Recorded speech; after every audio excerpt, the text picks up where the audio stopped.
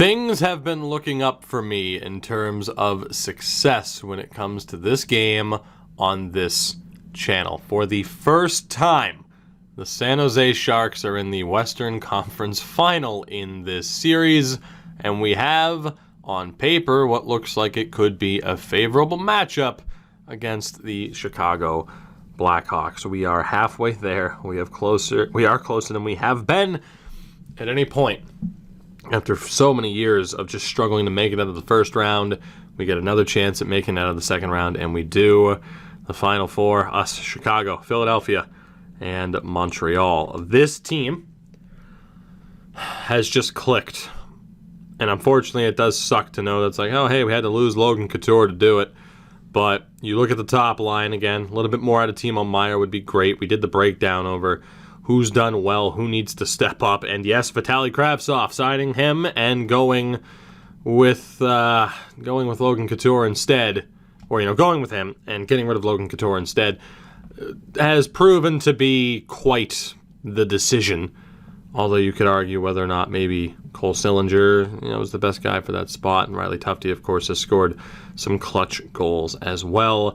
The one concern heading into this series, of course, is that we've had some injury troubles. The good thing is Ty Foligno is back, and he will be on that top pairing rather than channel legend Tim Heed. It's going to suck to lose that +5, but of course Foligno has worked out very, very well for us at certain points, and he actually keeps the +5 next to Thomas Chabot, so never mind. I mean, that just flat out works. And then, of course, Henrik Gustafsson has been phenomenal. Absolutely phenomenal, to say the least. He got injured earlier, and of course Jesper Eliasson stepped up to the plate. That is the reason why we are here. The goaltending has finally shown up. And yes, we are without Erik Karlsson, but things are looking better for us than they ever have. Now, before we take a look at the Chicago lineup, again, you saw we had 10 more wins than they did in the regular season. And looking at it here, in terms of goals for per game, we averaged a 3.9 in the regular season. They were at a 3.24. Goals against for us was at a 2.91. They were at a 3.0. And, of course, we had a better power play. We're at the top, they're at the bottom. And the penalty kill was also better. We scored more shorthanded goals than they did. They stumbled their way into the playoffs, but ultimately they found themselves here after beating both Colorado and somehow making it past that extremely strong Ducks squad. They are 8-1 this postseason. So for as much as they struggled, they are killing it right now. And I want to look at the team stats to see if there's any particular reason for that, and there just might be. So goals for per game thus far, we're at a very nice 4.20. They're in second, at least in the West, with a 3.78, and their goaltending has been on point. Power play percentage, they've been better. Penalty kill, they've been better. They are playing amazing hockey right now. That's all it comes down to. They're scoring goals, they're getting defense and goaltending. Special teams are on point. It's just, how do they match up against us? Because again, that's the Anaheim team that we were going to get matched up against, and instead, we've ended up against Chicago. And this is the roster, and it's not much easier to deal with, is it? 93 overall, Alex DeBrincat, over a point a game. Dylan Strome, who is over a point a game. And Patrick Kane, at 37 years old, who is also still over a point per game. The second line, you have Brock Wise, a former first-round pick of the Lightning back in 2022, next to Kirby Dach and Alex Nylander. Third line of Matt Nieto, Casper Simon Tyval, first-round pick in 2020, and Alexi Sarela. Fourth line of Graham Knott, Mikko Toskala, first-round pick of the Blue Jackets. So a lot of picks on the move, or at least players who were selected. And Charlie Coyle. So that top six, it's scary. That's the only way to put it. And defensively, it's at least well-rounded. It's very well-rounded. It's a solid top four of Chad Chris and Adam Boqvist, Nicholas Badan and Ian Mitchell, and a third pairing of Riley Walsh with Henry Okiarju, who ended up back in Chicago I guess the question here, I mean, I can see why they're scoring goals. I can see why they're strong defensively. I can't exactly understand why the goaltending's on point. Are you kidding me? Frederik Andersen. If we lose to Frederik Andersen after how he struggled here, I just won't know what the hell to say. If we are denied a spot in the Stanley Cup final due to Frederik friggin' Andersen, I am going to lose my mind. So yeah, forward core, strong. D core, strong. Goaltending, kick rocks if we lose this series. There's no way. We have the advantage in every spot. A 100 offense to a 95, 92 defense to an 88, and that's without Erik Karlsson. 86 goaltending to a 78, I believe it was. It might have been a 6, pretty sure it was a 78. So, we're the favorites in this series, and unfortunately, we've seen in the past that just because you're the favorite doesn't mean you're going to win. Most of the time, like 90% of the time, it feels like the favorite loses. And if that's the case, next episode's going to be very depressing as opposed to it being the Stanley Cup Final, although I suppose the Stanley Cup Final could be depressing as well. Let's do this. Pressure's on for this team. There's no excuse. Get the job done.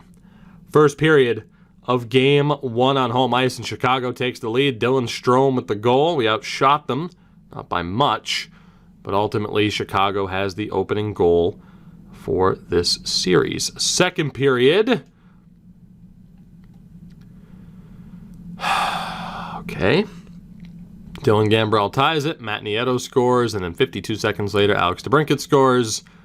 It's 3-1. Heading into the third. Right. Where is this offense? Where's Kravtsov? Where's Meyer? Where's Pasternak? Where's Hurdle? Where's anybody right now to score goals on Freddie Andersen, who could not stop a beach ball when he was here? I am gonna lose my shit if we lose this series. I am not gonna fucking be okay with this. But damn with an empty netter, 4-1 final. As Andersen makes 26 saves, and ultimately we did not get the goaltending that we needed. There's no bullshit here. Like, oh, well, the defense is fine. The goaltending's fine. They just need to goddamn perform. And in Game 1, they didn't. It's not exactly overreactionary, but you can't blame me for being concerned after what we've seen in this series thus far. Not going to make any changes. It's Game 2. It's Game 2. And we'll see what happens. Won't we? First period. We still got a long way to go in this game. I'm not celebrating just yet. Kravtsov, Meyer on the power play, Gambrell. We were up by 3 within 6 minutes and 37 seconds. Wise gets one back, but ultimately a very strong start for us there, getting the better of Andersen, which we struggled to do in Game 1. Second period, it's 5-3. Kravtsov scores our 4th on Wooter Peters. Kane and Nieto both on the power play get 2 goals back, and Meyer thankfully restores a 2-goal lead. Henrik Gustafsson, now is not the time to crack. Vitaly Kravtsov scores again as Boqvist gets it back just over a minute later. 6-4. What the hell happened? Power play goal for Strome. Why can our penalty kill not stop anything, okay? That's not cool. Power play for Chicago is killed off. 5.5 left. Still up by 1 in the closing moments. Power play goes to waste because time expires. It's a win, but I can't say I'm overly confident. 6-5 is the final. Kravtsov with a hat trick and a 4-point night. Gambrell was great. Timo Meyer's scoring goals. But man, if we keep seeing goaltending like that, And I know there were quite a few power play goals, but Jesus, Mary and Hossa, can I get a goddamn save? So we win. We're in the series. We're tied at 1 apiece. But yeah, I'm a little bit concerned as the Flyers are up 2-0 on Montreal. There is no doubt we have to change the penalty kill. No doubt about that. That is absolutely going to happen. You would think this version of the PK would be fine. Apparently not. So let's... I mean, we got to break it up somehow. Is anybody a good fit on that top line? Not quite. Let's make that change there. And unfortunately, that loses a boost. But we can flip Houston and Foligno. So we'll make those changes. It has to still be the same personnel. It does, unfortunately. The only change is that we could bring in like Gregor or Heinonen. I mean, the people that we have in charge of the PK, they should be able to get it done. Unfortunately, I don't really think there's anything I can do to avoid that minus up top. At least I don't think it is. Yeah, I can only just change it around. If I take out Ellison for... Foudy, does that help? There we go. All right, so Foudy's back in on that PK line. So let's hope that's enough. For the love of God, can we stay out of the box? That would be great. It's game 3. We're tied at 1. Let's see what Chicago has in store for us on the road here. First period, it's a goal apiece. Darnell Nurse and Alexi Sorella on the power play. Because apparently their power play is just undeniable. So that's great. 12 shots to 7, but we're tied at 1. Second period, we're tied at 2. Darnell Nurse scores again, his second of the game. This one's short-handed. Toskala gets it back, though. 2-all, 26 shots to 17. If Gustafsson plays like he can play, we have a shot. But so far, that hasn't been the case. 5 minutes down in the third. Thomas Chabot with the goal. Jean-Luc Foudy scores short-handed, and they get one right back anyway. Dylan Strome, so 22 seconds. We were up 2-0. Power play for Chicago. Jesus Christ, stay out of the box. We're still up by 1. 2 minutes left. Please tell me we can hold on. I am not okay. Chad Chris scores with 4 seconds left. 4 seconds left in the in the game, in regulation, in the period. Wow. Wow. Wow. We're going to overtime. And if we lose this game, my faith in Henrik Gustafsson is absolutely gone. Absolutely gone. Like, I know they have 2 power play goals in this game, but Jesus Christ. We have 2 shorthanded goals. Overtime. We're not going to jump into it unless it's an elimination game. Let's see what happens. We need this win. We can't afford to choke away this lead. Power play for Chicago. That's the death knell. Maybe not. Halfway through the first overtime. Still at 4 apiece. We've put up nearly 50 friggin' shots on Anderson, who's suddenly decided to be a goddamn superhero. Power play for us. We're going to double OT. I'm tempted to jump in, but you know what? I'm not, because I don't want to invest any more time into this than I have to if I'm going to lose to Freddie friggin' Anderson. Double OT, you know the rules. Don't blink. You'll miss it. It's going to end within a few seconds at the very most. The winner of Game 3 are the San Jose Sharks. Chicago on the power play. It ends, and Riley Tufte wins it. 5-4 is your final. Okay, then. Foudy and Perfetti, Darnell Nurse as well, did pretty damn well for us.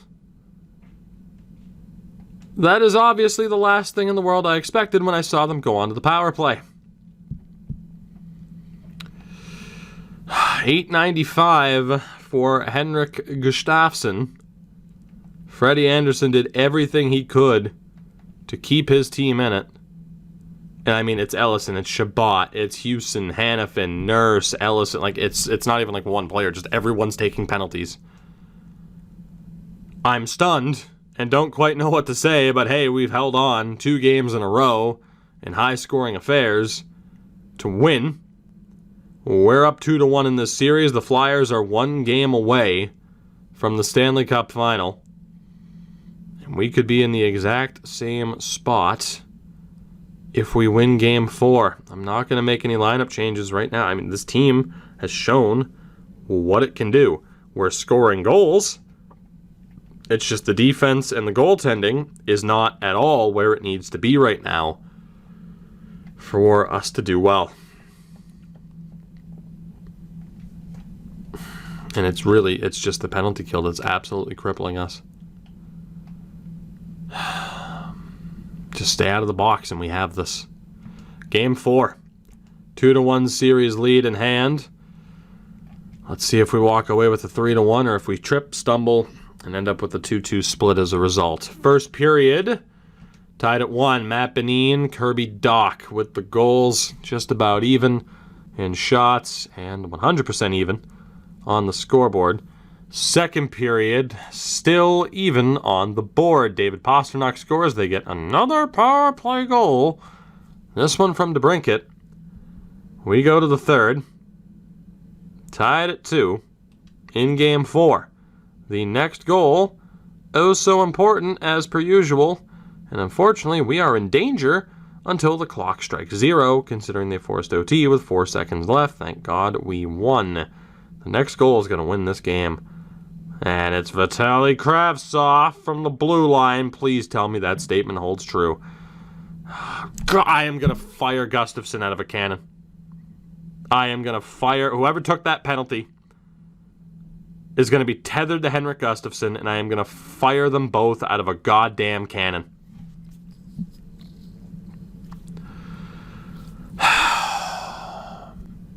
We're going to overtime again. It worked out for us last time. No guarantees it works out this time. Adam Boqvist, a defenseman, scores from the fucking goal line on a power play. Jesus. Here we go. Overtime in Game 4. Let's see what happens. Chicago wins. Kirby Doc on the power play. We're tied at 2 apiece in what has already been one of the more frustrating series I have ever seen. Jesus Christ, who took those penalties? Who took those penalties? Darnell Nurse and David Pastrnak.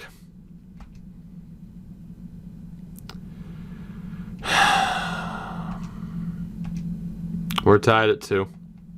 Thomas Chabot was apparently roughed up, but will be 100% ready to go. Montreal stays alive in their series against Philly. I have no choice but to change up the PK because Jesus Christ. So it's kind of a tough call as far as what to do. The PK was my way of keeping Riley Tufte happy. I just, like, what's really going to change if I bring in Noah Gregor, you know? That's my thought. What's really going to change if I bring in Noah Gregor? But maybe that little bit of grit on a penalty kill is exactly what we need. I don't know.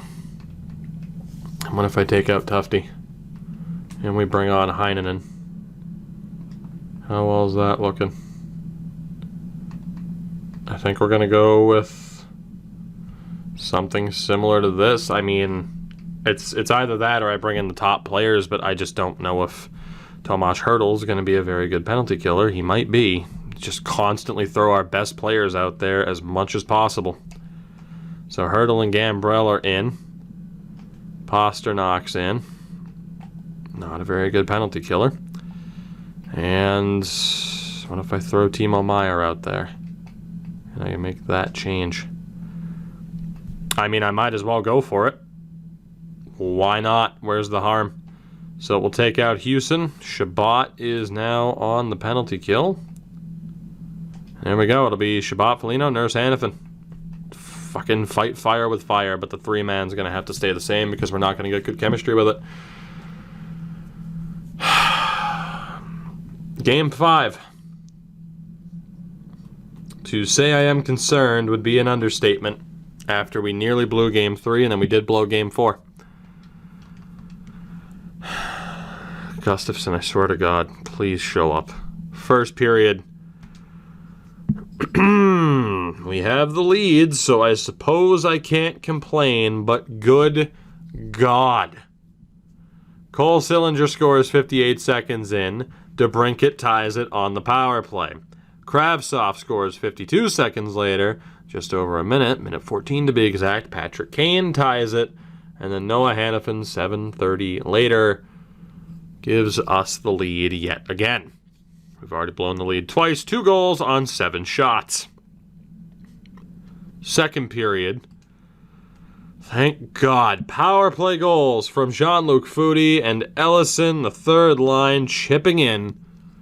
We're up 5-2. We've held them to 13 shots. And thank God we're winning like we should be.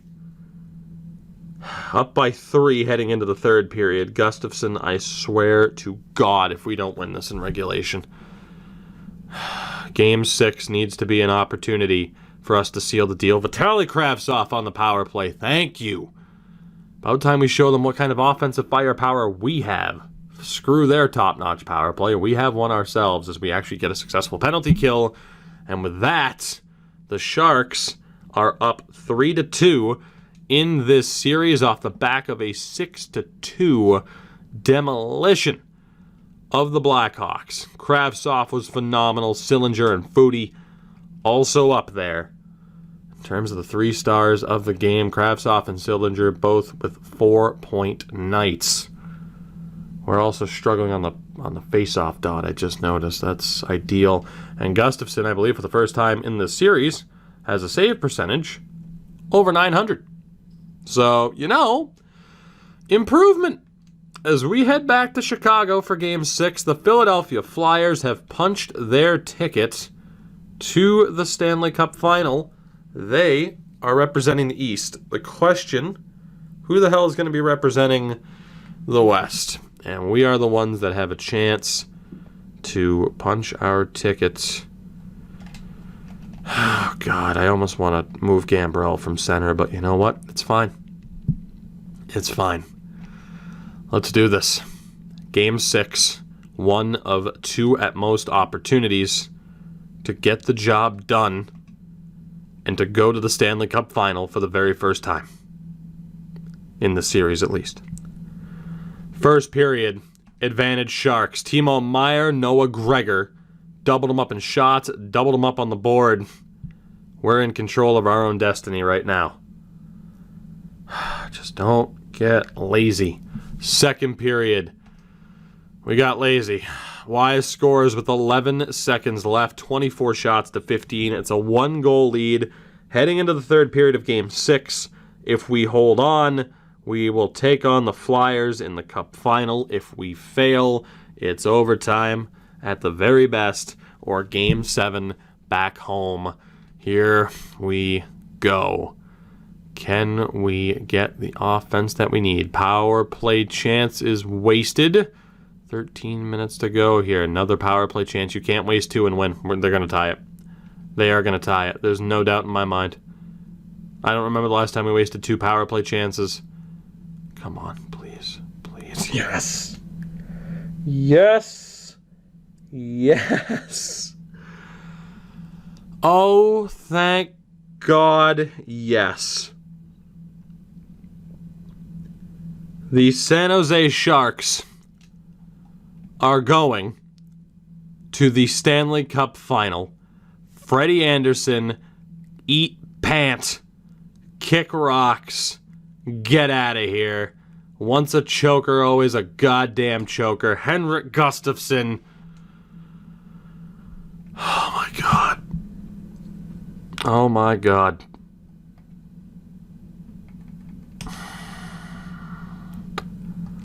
We're going to the Stanley Cup Final, where we will be taking on the Philadelphia Flyers. We have home ice advantage.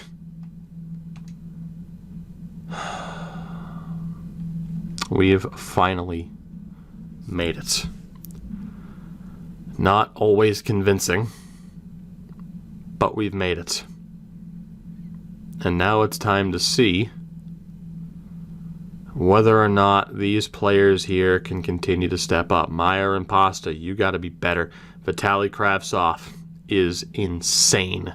Gambrell's been great. Sillinger's been great. Perfetti, Ellison, and Foudy were phenomenal in that series. Tufte, Gregor, and Heinonen still hanging in there.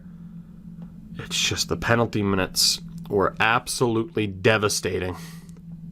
But we've overcome that. And despite losing Erik Karlsson, despite losing Henrik Gustafsson at times, despite losing Foligno, all the injuries, all the failures, finally, we're going to the Stanley Cup final.